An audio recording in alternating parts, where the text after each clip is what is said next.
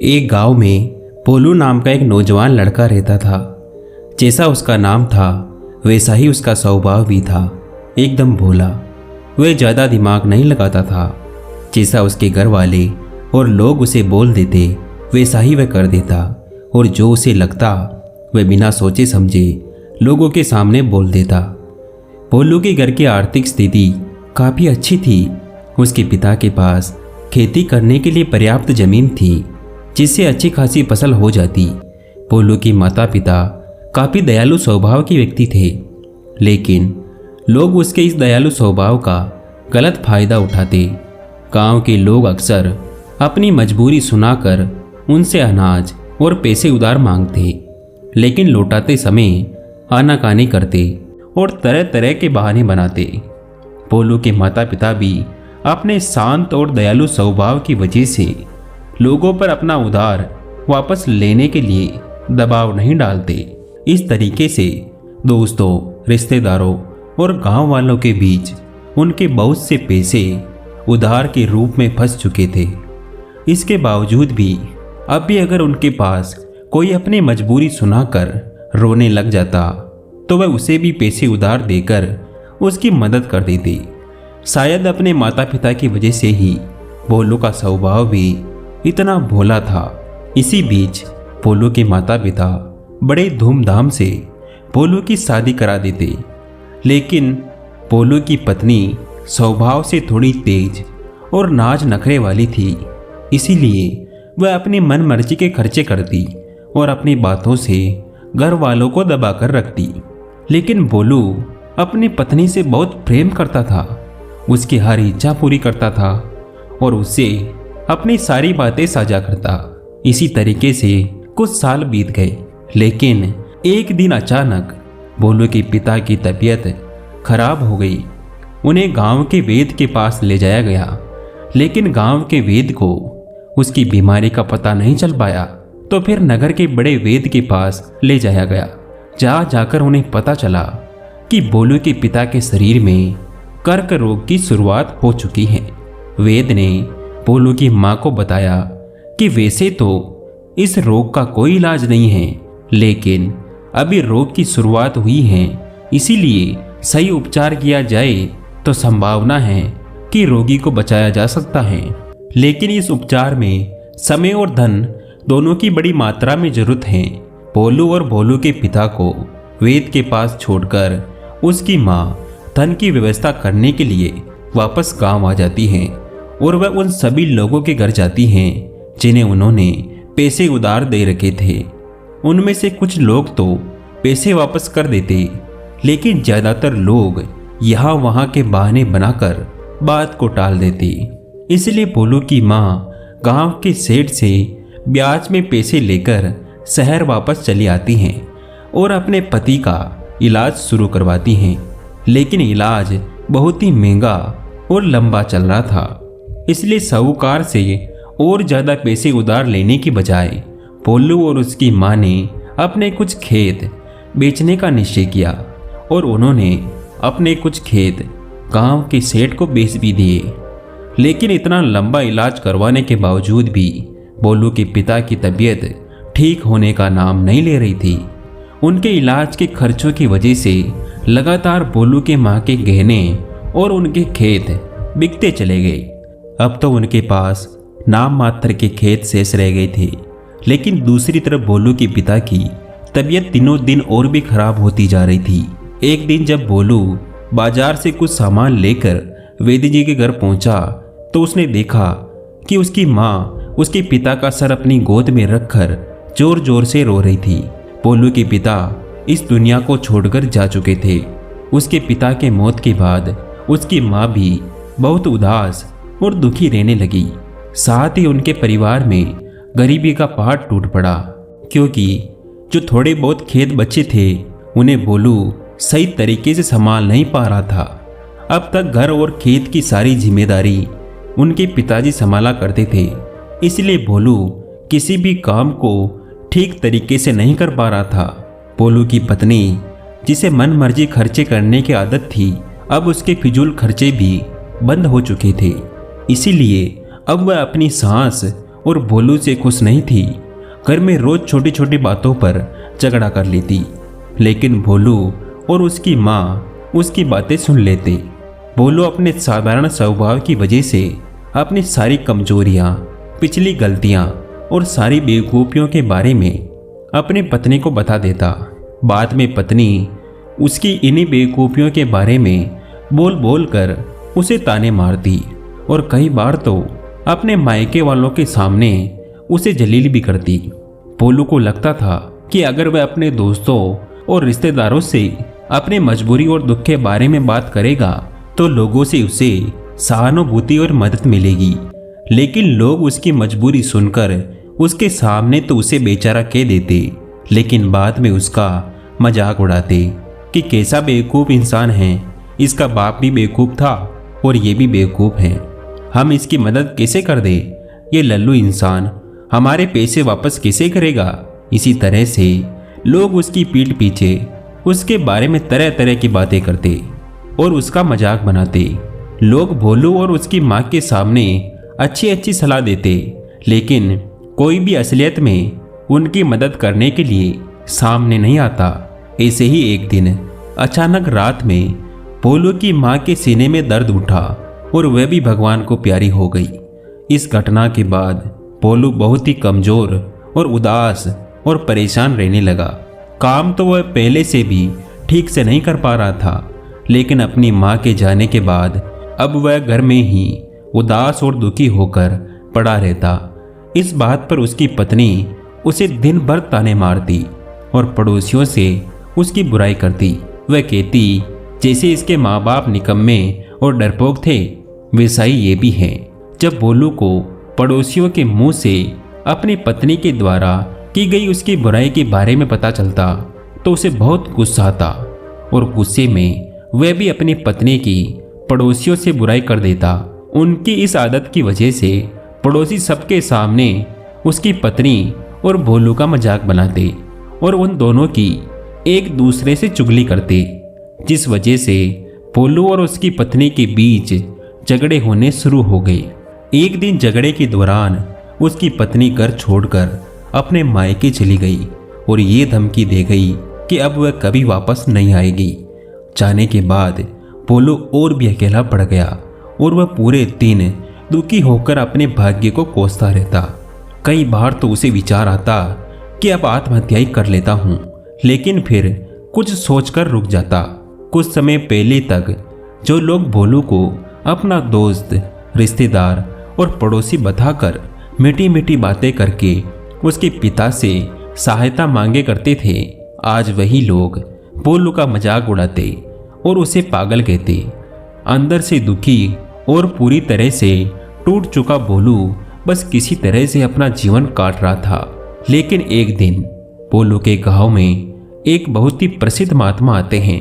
भोलू को जब उन महात्मा के बारे में पता चलता है और वह सीधा उनके पास जाता है और उनके चरणों में गिरकर रोने लग जाता है।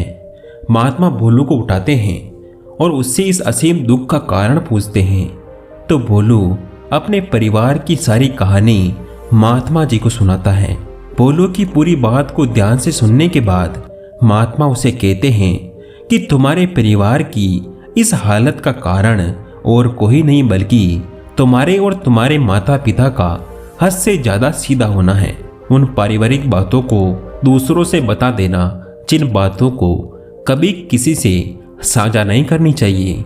तुम्हारे सीधे स्वभाव का इलाज तो लोगों के द्वारा दिए गए धोखों और तानों और तुम्हारी इस हालत ने कर दिया।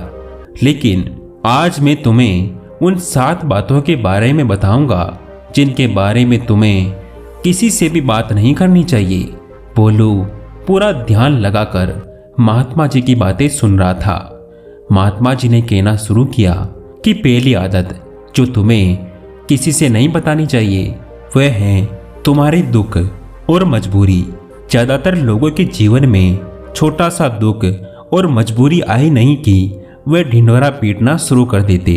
क्या दूसरों को अपना दुख और मजबूरी बताने से हमें उस दुख से छुटकारा मिल जाएगा? नहीं, बिल्कुल नहीं। बल्कि ऐसा करने से हम लोगों की नज़रों में एक कमज़ोर और मजबूर व्यक्ति साबित हो जाते हैं। ज़्यादातर लोग मदद तो करते नहीं, लेकिन हमारे पीठ पीछे हमारी इस मजबूरी का उपहास जरूर उड़ाते। जरा सोचो, दूसरों से अपनी मजबूरी बताने का क्या कारण हो सकता है? या तो अपनी मजबूरी बताकर सामने वाले की सहानुभूति हासिल करना चाहते हैं, या फिर उससे किसी प्रकार की आर्थिक मदद चाहते हैं। लेकिन अगर किसी ने तुम्हारी मदद कर भी दी तो फिर वह बदले में तुमसे इससे भी बड़ी मदद की उम्मीद रखेगा। और अगर तुम उसकी मदद नहीं कर पाए तो फिर वह मन ही मन तुम्हें अपना दुश्मन मानने लगेगा।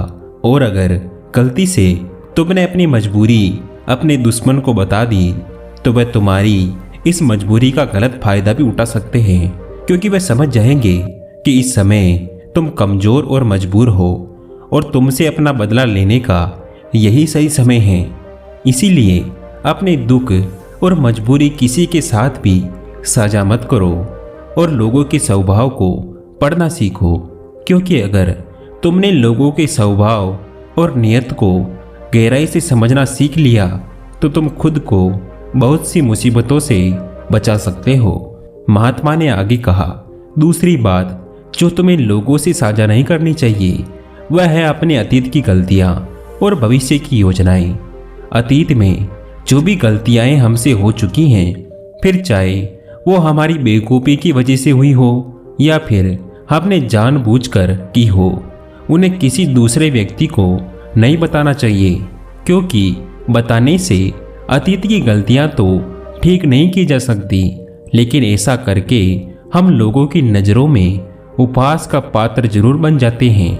हमारे अतीत की गलतियां पता चलने के बाद लोग हमें शक की नज़रों से देखना शुरू कर देते हैं और लोगों का हम पर भरोसा उठ जाता है, और कई मौक़ों पर तो लोग हम पर भरोसा करना ही छोड़ देते हैं, भले ही हम वह इंसान ना रहे हो जो उस समय थे जब हमने वह गलती की थी। लेकिन लोग फिर भी हमें हमारी उस अतीत की गलती के साथ ही जोड़कर देखते हैं, और ये एक चीज़ समाज में हमारी छवि खराब करती है और एक भरोसेमंद व्यक्ति का दर्जा हमसे छीन लेती हैं। दूसरी तरफ हमें अपनी भविष्य की योजनाएं भी लोगों को नहीं बतानी चाहिए, क्योंकि ऐसा करने के दो बड़े नुकसान हैं।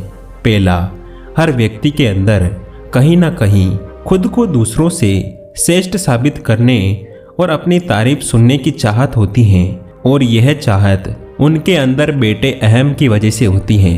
तो लगभग हर व्यक्ति अपने अंदर की पूर्ति के लिए बड़े बड़े लक्ष्य बनाता है, फिर उन लक्ष्यों की पूर्ति के लिए योजनाएं। लेकिन जब वही व्यक्ति अपने लक्ष्य और योजनाएं लोगों को बताने लगता है तो उसके बड़े बड़े लक्ष्य और योजना के बारे में सुनकर लोग उसकी तारीफ करने लग जाते हैं, और अपनी इस झूठी तारीफ को सुनकर व्यक्ति के मन को ठंडक मिलती है, और वह अहम जो उसे ऊर्जा दे रहा था अपने लक्ष्य की पूर्ति के लिए, वह ठंडा पड़ने लगता है, जिससे व्यक्ति के अंदर अपने लक्ष्य के प्रति वो जज्बा नहीं रह जाता जो काम की शुरुआत में था। इस बात की संभावना कई गुना बढ़ जाती है कि व्यक्ति अपने उस काम को बीच में छोड़ दे और उसका वह लक्ष्य कभी पूरा न हो। इसीलिए हमेशा काम पूरा होने के बाद ही लोगों को उसके बारे में बताना चाहिए, और वैसे भी उन लोगों को अपनी योजना के बारे में बताने का कोई मतलब नहीं है जो हमारी उस योजना का हिस्सा ही नहीं है। समय से पहले अपनी योजना के बारे में बताने का दूसरा नुकसान ये भी है जो कि हमारी उस योजना को पूरा ही नहीं होने देंगे, क्योंकि कोई भी नहीं चाहता कि दूसरा व्यक्ति उससे आगे निकल जाए। इसलिए जब लोगों को तुम्हारे लक्ष्य और योजना के बारे में पता चलेगा आशा तो पीछे खींचने की कोशिश करेंगे। ये वीडियो आपको अच्छा लगा होगा। वह लोग भी अगर आपको ये वीडियो अच्छा लगा तुम्हारी है मदद कर रहे थे तो हमें कमेंट तुम्हारे करके जरूर मित्र बताइए, और रिश्तेदार और ऐसी कहानियां भी सुनने तुम्हें के पीछे लिए खींचेंगे। इस चैनल को जरूर सब्सक्राइब तुम्हारा करें। बुरा चाहने वाले लोगों को तुम्हारी योजना के बारे में पता चल गया तो निश्चित रूप से तुम्हारी योजना को असफल बनाने की पूरी कोशिश करेंगे। इसलिए अपने अतीत की गलतियां और भविष्य की योजनाओं को हमेशा गुप्त रखना चाहिए। महात्मा ने आगे कहा, तीसरी बात जो तुम्हें किसी से नहीं बतानी चाहिए वह है अपनी घर की बातें। हमारे घर में हमारे माता पिता, बच्चों, सास बहू या पति पत्नी के बीच क्या बातें हो रही हैं वह हमें किसी से नहीं बतानी चाहिए, क्योंकि अक्सर घर में छोटी मोटी बहस या लड़ाई के बाद हम गुस्से में दूसरों से अपने परिवार की बुराई करना तो शुरू कर देते हैं, लेकिन उस समय ये भूल जाते हैं कि जो व्यक्ति हमारी बातें सुन रहा है वह भविष्य में हमारी इन बातों के लिए हमें नीचा दिखा सकता है। ये लोगों के सामने हमें अपमानित कर सकता है।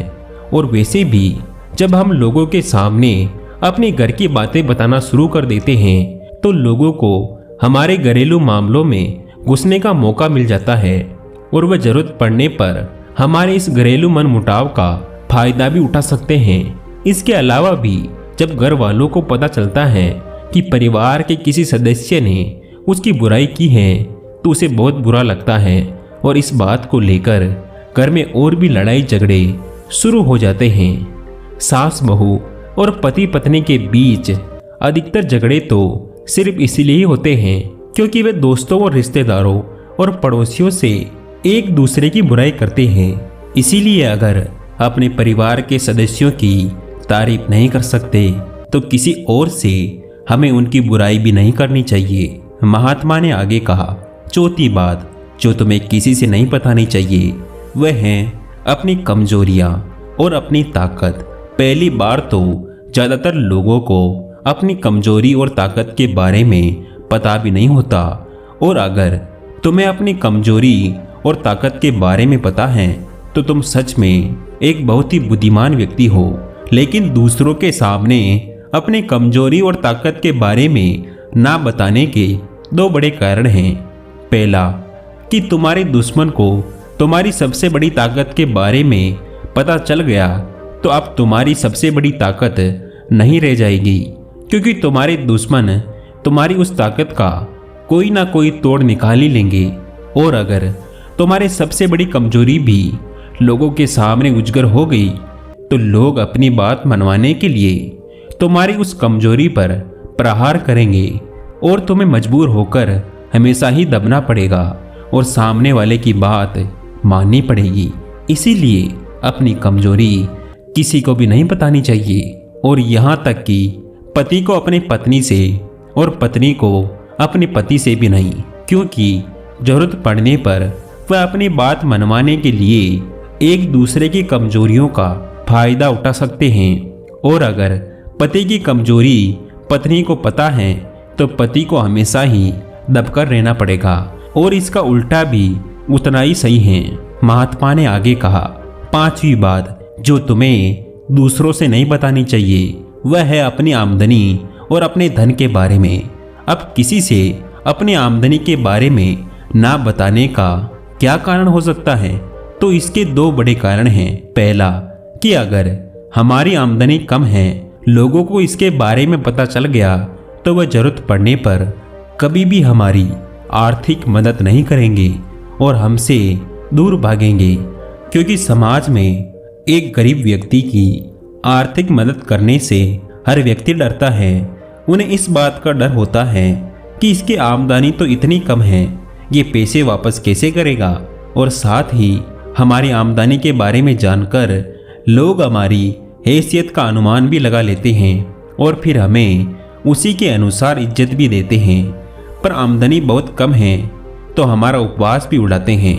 लेकिन दूसरी तरफ अगर आपकी आमदनी ज़्यादा है और लोगों को इसके बारे में बताएं तो वह छोटी सी भी जरूरत पड़ने पर आपके पास ही आर्थिक मदद मांगने आएंगे, और अगर किसी कारणवश आपने उसकी मदद नहीं की तो वे सोचेंगे कि यह व्यक्ति हमारी मदद कर सकता था लेकिन इसने जानबूझकर मदद नहीं की। तो इस तरीके से आपकी ज़्यादा आमदनी आपके दोस्तों और रिश्तेदारों के साथ आपके आपसी मनमुटाव और झगड़े का कारण बनेगी। इसीलिए अगर आपकी आमदनी कम है तो लोग मजाक उड़ाएंगे, और अगर ज़्यादा है तो हर व्यक्ति तुमसे मदद मांगता रहेगा। इसीलिए अपने धन के बारे में बात ना करने में ही समझदारी है। और शास्त्रों में तो यहाँ तक कहा गया है कि पति को अपनी कमाई के बारे में कभी भी पूरी तरह से अपनी पत्नी को नहीं बताना चाहिए, क्योंकि अगर पत्नी को पति की कमाई के विषय में पता चल गया तो वह उसकी कमाई को अपने हिसाब से चलाने की कोशिश करेगी, उसके धन पर जरूरत से ज़्यादा अपना अधिकार जताएगी और पति के तमाम खर्चे पर रोक लगाने का प्रयास करेगी। महात्मा ने भोलू से आगे कहा कि छठी बात जो तुम्हें लोगों से नहीं बतानी चाहिए वह है अपने अपमान के बारे में। अगर तुम्हें किसी कारण से कहीं पर अपमानित होना पड़ा तो इसके बारे में कभी किसी से चर्चा ना करो, अपनी पत्नी को भी ना बताओ, क्योंकि तुम्हारी पत्नी बेशक उस वक्त तुम्हारे पक्ष में बात करेगी, लेकिन बाद में बात बात पर उस अपमान का ताना देती रहेगी। और अगर दूसरे लोगों को भी तुम्हारे उस अतीत में हुए अपमान के बारे में पता है तो वह कभी भी 4 लोगों के सामने तुम्हारा उस अपमान के बारे में बात करके तुम्हें जलील कर सकते हैं। महात्मा ने आगे कहा, 7वीं और अंतिम बात जो तुम्हें दूसरों से साझा नहीं करनी चाहिए वह है अपने मित्र और अपने शत्रु के बारे में। हालांकि ज़्यादातर लोगों को इससे कोई मतलब नहीं होता कि हमारे मित्र और शत्रु कौन हैं, लेकिन इस जानकारी का गलत फायदा वे लोग उठा सकते हैं जो हमारा बुरा चाहते हैं। अगर हमारे शत्रुओं को ये बात पता चल गई कि हमारे मित्र कौन हैं जो जरूरत पड़ने पर हमारा साथ दे सकते हैं, तो हमारे मित्रों के साथ अपने गहरे संबंध करके उन्हें हमसे दूर हमारे खिलाफ कर सकते हैं। और अगर हमारे मित्रों को ये पता है कि हमारा सबसे बड़ा शत्रु कौन है, तो आने वाले समय में किसी कारणवश हमारे वे मित्र हमारे शत्रु बन जाते हैं और वह हमारे उस पुराने शत्रु के साथ मिलकर हमारा बड़ा नुकसान कर सकते हैं। इसीलिए अपने मित्र और शत्रु के बारे में हर जगह सबके सामने बखान नहीं करना चाहिए। इतना कहने के बाद महात्मा जी मौन होकर भोलू के चेहरे की तरफ देखने लगे। भोलू की आंखों में पश्चाताप के आंसू थे। आज पहली बार उसे महसूस हुआ कि वह अपनी पत्नी और दोस्तों और गांव वालों को अपनी हर एक बात बताकर कितनी बड़ी गलती कर रहा था, और उसकी इस नादानी की वजह से सब उसे बेवकूफ़ समझते थे और उसकी पत्नी भी उसकी इज्जत नहीं करती थी और उसे छोड़कर जा चुकी थी।